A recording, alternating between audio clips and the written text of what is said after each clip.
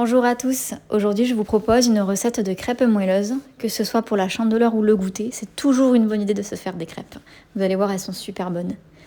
Pour une quinzaine de crêpes, vous aurez besoin de 250 g de farine, de 400 ml de lait, de 4 œufs et d'une pincée de sel. Donc dans un premier bol, vous mettez votre farine, votre sel et vous fouettez pour avoir un mélange homogène. Vous faites ensuite un puits pour y recueillir les œufs. Donc je casse toujours mes œufs à part dans un petit ramequin parce que ça m'est déjà arrivé d'avoir un œuf qui n'était pas frais et du coup ça a complètement gâché toute ma préparation. Donc maintenant je casse toujours mes œufs un par un à côté.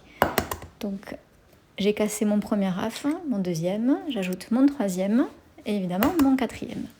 Donc dans cette recette, j'ai fait le choix de ne pas mettre de sucre car j'utilise aussi la pâte à crêpes pour des crêpes salées.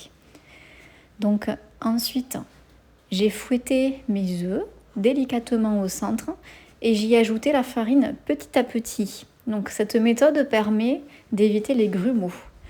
Donc vous voyez là, je mélange vraiment la préparation en intégrant la farine petit à petit et quand la pâte devient trop sèche, je rajoute du lait.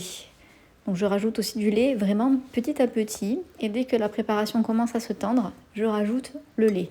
Et j'alterne comme ça entre intégrer petit à petit de la farine et du lait. Donc à la fin, mais je n'ai plus de farine, mais je continue quand même à fouetter doucement en intégrant le lait, voilà, petit à petit. Et cette façon de procéder garantira une pâte lisse et sans grumeaux. Donc bon, à la fin, si vous avez quand même des grumeaux, vous pouvez soit passer la préparation au chinois, soit utiliser un mixeur plongeant pour enlever les petites billes de farine qui resteraient encore coincées.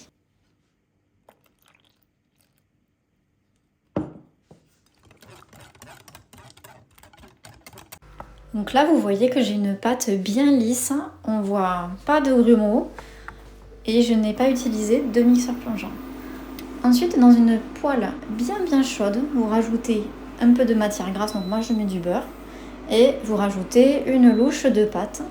Donc il faut bien que la poêle soit bien chaude, ça c'est hyper important, pour que la pâte elle accroche bien tout de suite sur la poêle. Et vous faites cuire 2 minutes sur chaque face. Quand la première face elle commence à avoir des petites bulles qui se forment et les bords qui se décollent, il est temps de retourner la crêpe.